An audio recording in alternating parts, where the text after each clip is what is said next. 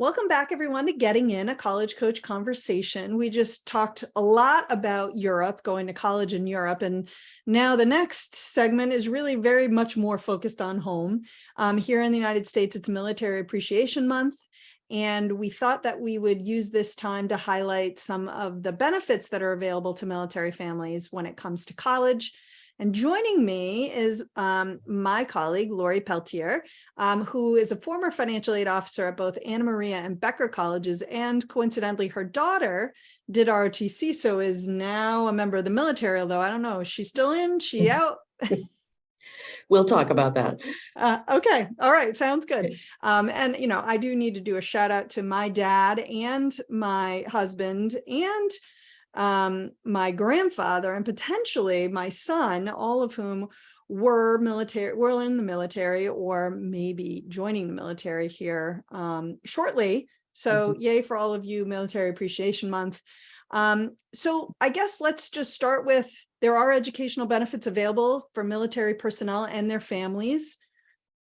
Right. Tell me about one of them. I know there's a post 9/11 GI Bill. How does that work? Right.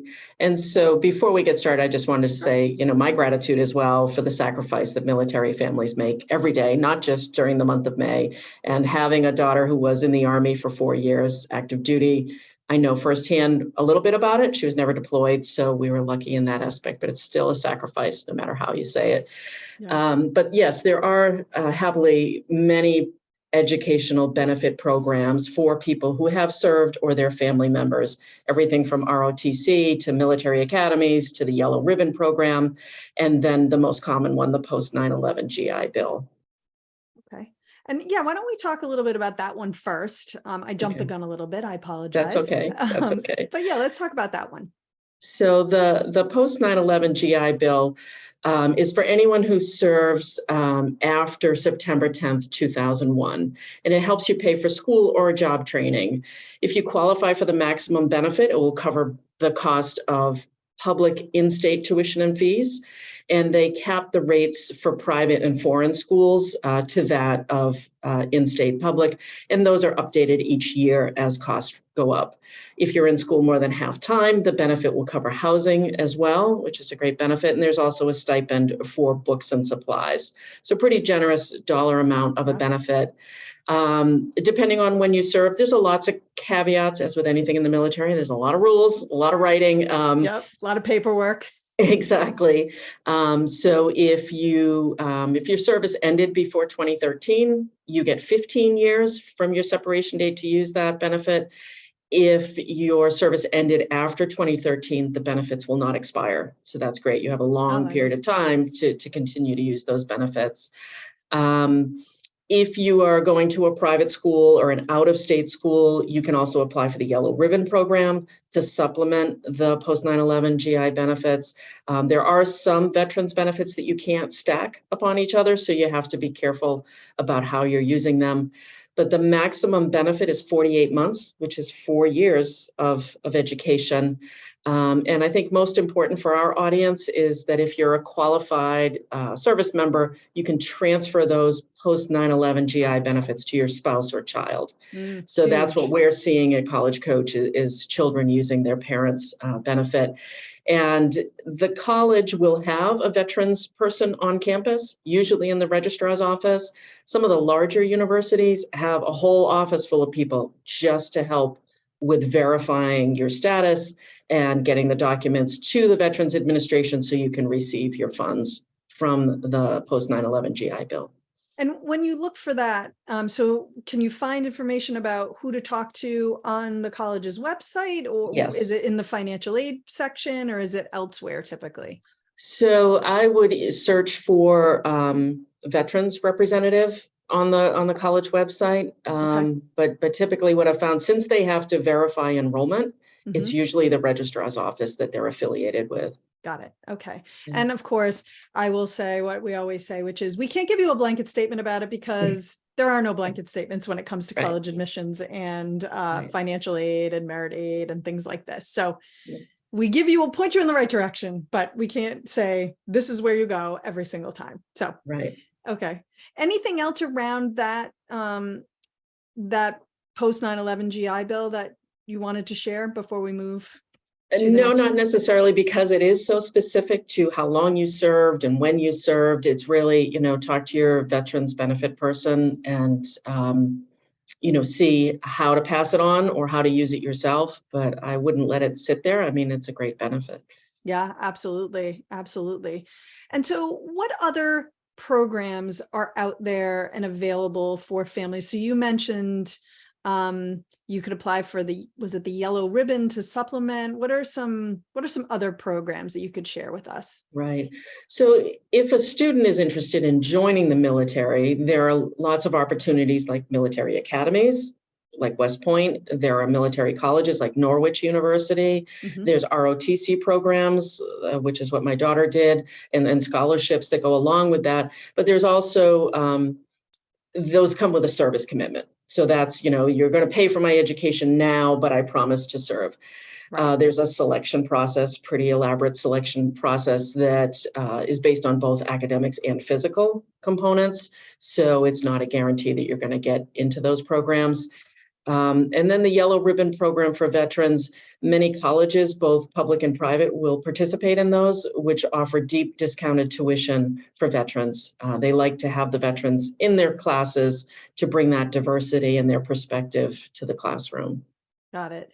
And just for our listeners' sake, we have covered ROTC before on the show. We've also covered, I believe we've talked about admission to the academies. If you are archived, we've been doing this show for more than 8 years, so that's a lot of shows because we do one every week.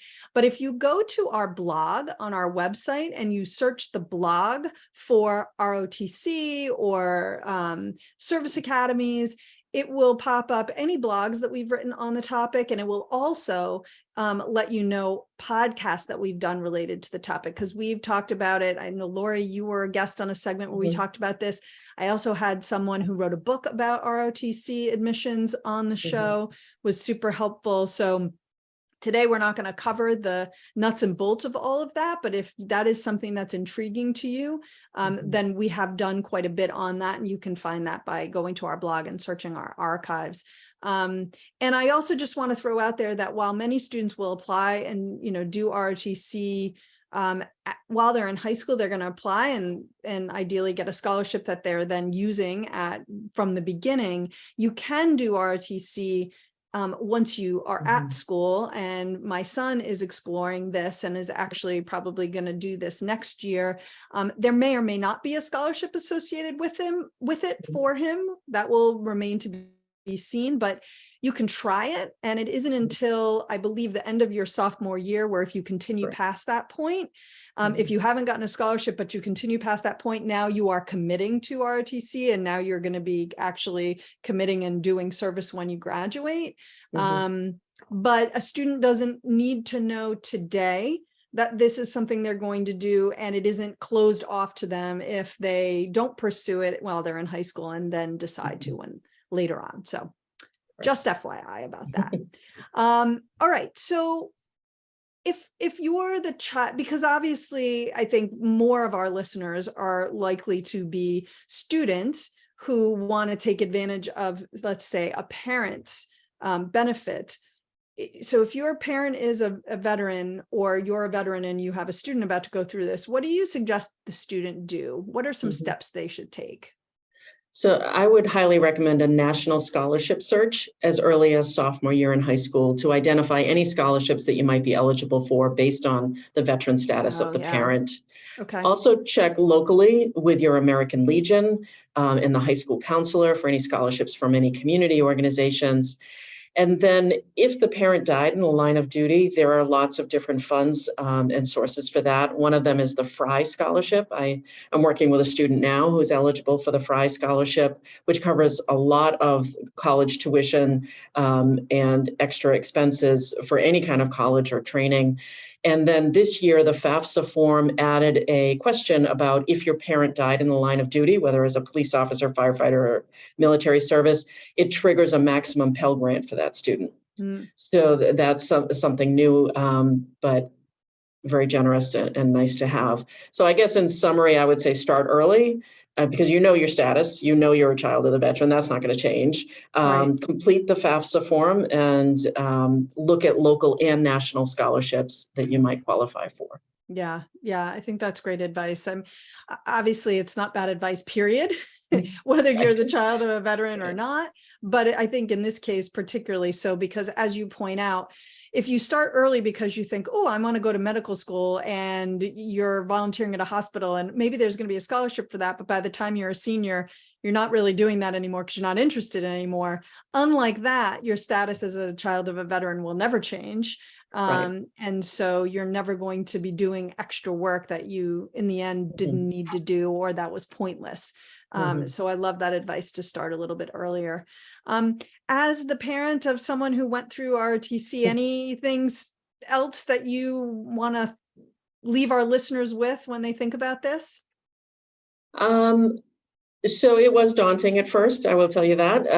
But she had a 4-year active duty commitment. The 4 years went by very quickly, just like the 4 years of college and the 4 years of high school whiz right by.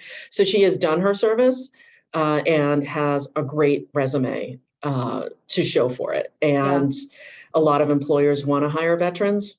And so it's an added bonus when she's out looking for a job. Yeah. My husband, who was an officer in the Army for 9 years, will tell you that certainly he has his college degree, and that's great. But the thing that really launched his career was being in the Army, and all of the leadership and the experience he gained as an officer.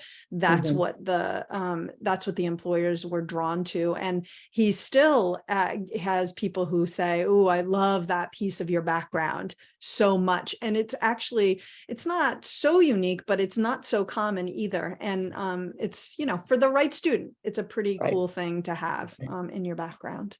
Lori, thank you so much. You're taking time out, because I know the whole finance group is meeting in person today and for the couple of days. So I appreciate you taking some time from your colleagues to join me on the show today. So thank you. Oh, you're welcome. All right. Well, next week, Shannon is going to be hosting, and I don't know about you guys, but I'm loving Shannon in a new hosting role. And she's going to be doing listener questions, which she and I used to do together very frequently, and maybe we will moving forward. And she's also going to be sharing the story of another of our colleagues whose daughter is a college athlete, and a little bit more about that process and how it feels now that she's on the other side. Don't forget to review us on Apple Podcasts. The more we get, the easier it is for you to find us. I mentioned the blog. You can find that at blog.getintocollege.com. You could search for any topic, and any blog we've written or podcast that we've done on that topic is going to pop up. And if you have questions for us, you can always send them to us via private messenger on Facebook, on Instagram. You could email them, gettingin.voiceamerica@gmail.com. And don't forget, we are here every Thursday at 4 p.m. Eastern and 1 p.m. Pacific.